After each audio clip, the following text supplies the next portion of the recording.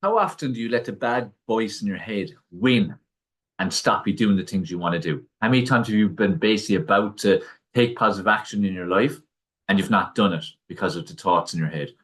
How many times have you been about to take control of your health or you've been making great progress, but then voice in your head decides for you to go backwards? How many times have you allowed voice in your head stop you stepping over that line from fear into possibility, potential, and excitement? Welcome to the My Body Health podcast with myself, Dave Sheehan. Here, as always, to educate, motivate, and I do hope inspire you to live your best life and to take positive action in creating the reality that you wish to experience. Because your lived reality is a culmination of your thoughts, your decisions, and your actions. And this is what we all personally have control over. And I'm always stressing the point of that it's important to take personal responsibility for all aspects of your life. And the bottom line is you control how you react to every single situation. And it's a recurring theme, both with clients and followers and people who message me from all over the world, that their mind often is what stops them from achieving what they want in life. And how can they get control of their psychology? How can they get control of, the way they think and the way they act, and that they have dreams and goals and they want to achieve lots of stuff and they want to change lots of things in their lives, but they just don't do it and they can't understand why it's not happening, and they get frustrated, get upset, get overwhelmed, get sad about it, angry about it, and they can't see a way out. They can't see how it can ever change. But the bottom line is it always rests on your mind. It's what's going on between your two ears that decides how your life is going to look, what it's going to be like, what your future is going to be like to experience. And this way, on this particular episode of the podcast, I want to speak to you a little bit about how you can regain a bit more control of your psychology. And importantly, how you can react better to this bad guy voice in your head, bad guy, girl, person, voice, whatever you want to refer to it as. But that negative voice, let's call it negative voice, that wins. That's telling you can't do it. You can't do it. You're wasting your time. Don't do it. Be fearful. What about if this happens? People don't, there's so much that people don't do because of what they perceive may happen, worrying about things in the future. So it's the one important flip in your mindset that you need to start doing is instead of allowing negative energy and emotions to control whether you do something or not. So let's say there's a line. You're on one side of the line and fear is starting to get a grip on you. So fear of what might happen. What if it doesn't work? What will people think? All these different things. So fear is getting a grip. Anxiety about what you're going to do is getting a grip. You need to step over that line.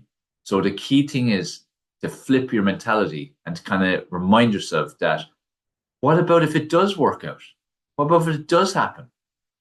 Step over that line and step into endless potential, endless possibility, and excitement. Be excited about what potentially is going to happen. Now, again, like all things, it's easier said than done, but everything actually can be simplified until you just have to do it. Just have to take that step, take that next step. And it's what people don't do. They don't take it out of fear. And the question I'd always ask is, what's the worst that can happen? And also to be aware that the reason you're feeling that fear and that you're maybe not willing to step over is because you're comfortable where you are. As humans, we naturally like to be comfortable. We naturally like to be safe. It's evolutionary. From an evolutionary point of view, our first instinct is always to do what's safest. So not to step over that line is the safest because you're familiar with where you're at and you're in your comfort zone. And that applies even if you're in a situation that you don't like, that you want to change, but it's still familiar. That's why so many people will actually stay in situations that they don't actually like and they want to change, but it's familiar. Even when the opportunities are there in their face, they can take them and change their lives forever. The thing you have to ask yourself is, why am I actually even at this line looking to step over? It's clearly because you're not happy with where you are. You want more. You want different. So this boils down to that tennis match that's going on in your head. Every single one of us has this tennis match going on 24/7, apart from when we're asleep in terms of we're not conscious of it, but depending on what way we're dreaming and all, we might be. You've 80 to 100,000 thoughts a day. of all kinds of different things, right? Half of them will be negative, half of them will be positive, in and around that. That's the reality. Your life experience will come down to, are you paying attention to the negative ones, or are you paying attention to the positive ones? Like when people say, oh, that person's so positive, I'd love to be like them. The only difference is that the person you're perceiving as positive is not putting their energy and time into what the negative voice is saying. They're putting their time and energy into what the positive voice is saying. That doesn't mean they're being deluded, thinking everything's always going to be brilliant and rosy, everything works out. But they more see the potential and the possibility and are excited by that versus being crippled and held back by the fear of what might happen if it doesn't work out. They'll consider the possibility of things not working out, but the excitement about the possibility and potential is far greater. Plus, also, even if something doesn't work out, what's the worst that can happen? You step backwards or you step in a different direction. And this is where you have to break free of societal conditioning. Again, this is all in your head. So we need to stop listening to the bad guy in your head. And the bad guy will always be roaring at you. Because, like I said, from an evolutionary point of view, you will gravitate towards a safer, easier option. That's unavoidable. That's going to happen. Just like negative thoughts, they're going to happen. What you have to consciously do is when that negative voice is getting hold and starting to scream at you and tell you don't do something and all the things to be afraid of and all the reasons not to do it, not to step over that line, you have to fight back. Because if you don't fight back, it's going to keep happening and it's going to keep controlling you. So different like with a bully situation of any kind. If a person keeps enduring a bully and what the bully is doing to them, why would anything change? You're not fighting back. The bully's getting what it wants. Bully at the end of the day, just quickly, is someone who's very low in self-esteem, no self-confidence, very negative self-image. They're getting something back by doing that to you if you happen to be the victim or whoever the person may be. But they're actually very low inside. Otherwise, they wouldn't need to do what they do. Whereas we can often have the impression that a bully is actually really strong and confident and whatever. It's not. It's the total opposite. No one needs to do that kind of stuff if they're confident, right? But if that person was to, instead of continuously be pounded by the bully, and that can be verbal or physical or both, and they fought back one time, that's the end of that. You have to fight back, okay? And with your mind, the way it works is like if your brain is telling you can't do that, you can't do that. There's no way it's going to work. What about if this happens? And you fight back and say, shut up. This is going to happen. I'm going to do it. This is going to be the result. I'm taking the step forward. Doesn't mean you're going to always immediately, just because you did that once, going to step forward. But even if you don't do it that time, at least you started to fight back. You start to talk back to the bad guy. And the next time the bad guy starts shouting, you were more likely to start using the positive voice again. And eventually you'll have a situation where the positive voice wins. So you win. And then after that, then it gets easier and easier and easier. And then you're basically starting to listen to the good voice more so. And that's what people who are seen as positive, and also people who are successful, because you can't be successful if you're listening to a negative voice. You have to see more potential and possibility. You need to be more gravitating your energy and your emotions and time towards that. That's the only difference. It's like for me, a lot of people say to me, oh, you're so positive. I wish it was like that. Everyone can be the same. But it's like if I want to do something, I see the result. I'm zoned in on what's going to happen. I'm not putting my energy into what mightn't happen and having fear of what might happen. And that's time. It takes time to get that kind of mindset. I'm aware of what might happen in terms of the negative side and if it doesn't work out, but I'm more excited about what will happen. So I'll always take the step forward over that line as opposed to standing there not taking the step. But it starts by that first time taking that step. And this is why I'm saying to you, it's a tennis match in your head that you have to start winning. And it might start off as like you're just winning the odd point here and there. Eventually start to win games, then sets, then matches. Then you become unbeatable. Then you're winning all the time. You become the best tennis player in your head that there's been. The negative voice keeps shouting. It never shuts the hell up. You're not paying any attention. You're not even really listening to it or hearing it. So it all starts off by you fighting back, and you have to tell it the opposite of what it's telling you. Now, I'm not telling you that you'll expect or that you'll believe 100% what you're saying, You just have to start. It's like what I do with clients. And I always stress to them that, that negative voice is there. That's why you're coming to me. That's why you're working with me, because you're not getting your life where you want it to be. So anytime you're struggling to feel motivation or to take positive action, get in contact with me.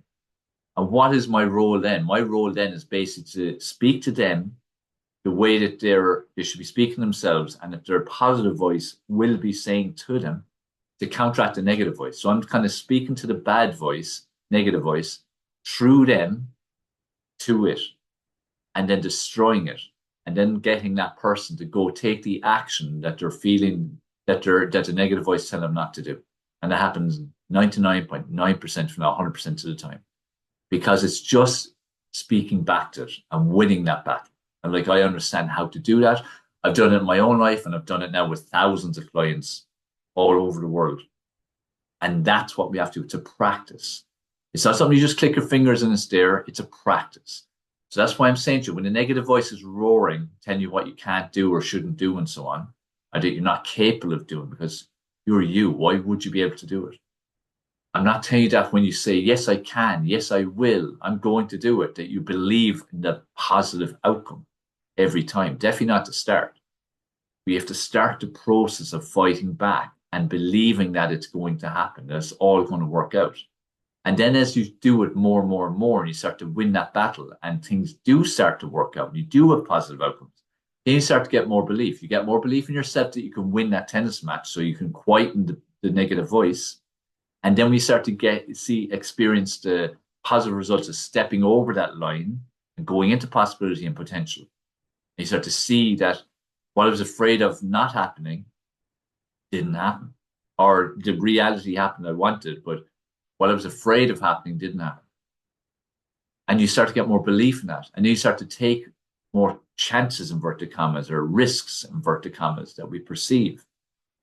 And you start to step over the line more and more regularly. And then eventually get to the stage over time of doing that. Like everything, consistency is key. When you're consistently stepping over the line, you then start to do it all the time. And again, it's not that the negative voice has shut up. It hasn't. The negative voice is still there. But you're listening to the positive voice. You're putting your energy into the positive voice. You're putting your energy into decisions and actions that move forward. They're forward moving. You're not putting your energy into decisions and actions that hold you where you are or put you backwards. Because look, the thing I have to stress to you, and I stress to everybody, is you get one chance at this. Like, life is for living.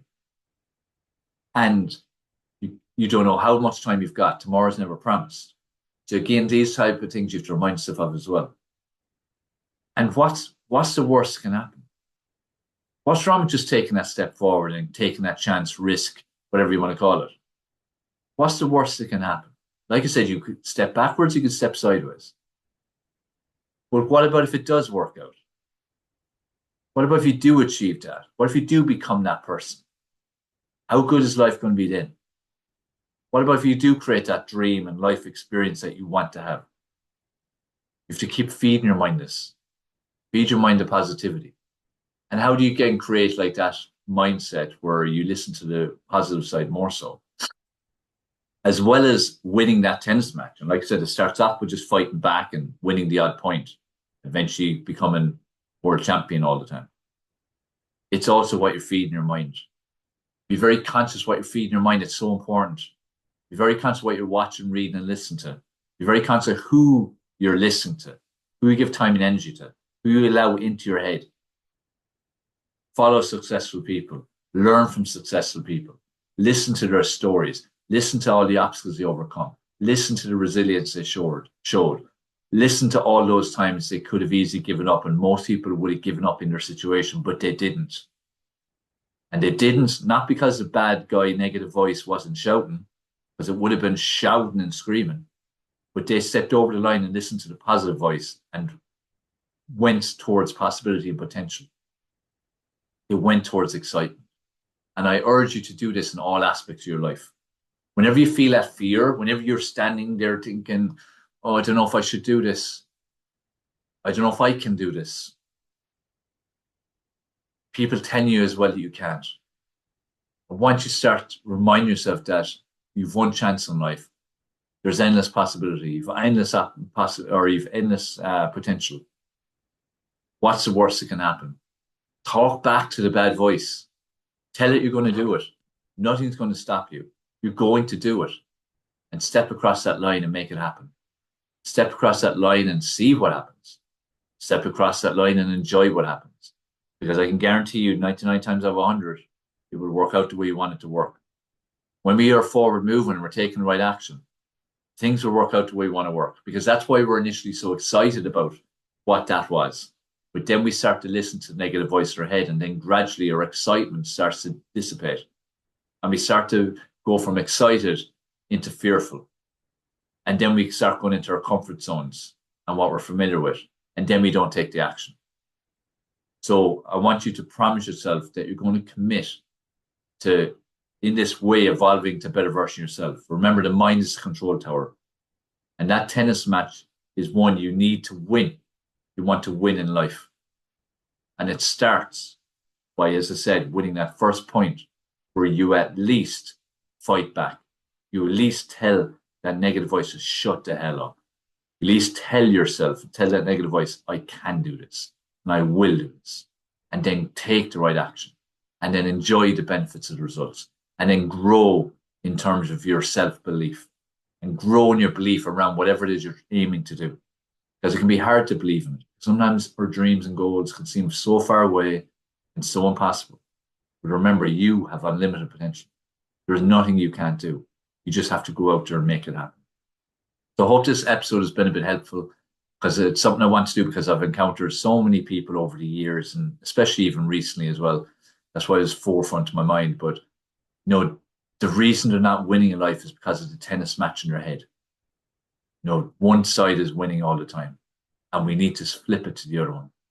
And I always want to do whatever I can to help people to get the most out of their lives. And, this is just another way of doing it. So I hope you enjoyed this. Do let me know your feedback, your comments, your thoughts, your questions. Any way I can be of help, I'm here for you. This podcast is just one of many ways I put stuff out there to help you in your life, to create the life you want. So I'd really appreciate if you can subscribe or follow the podcast, because it does help in the exposure it will get and how many people it will reach around the world.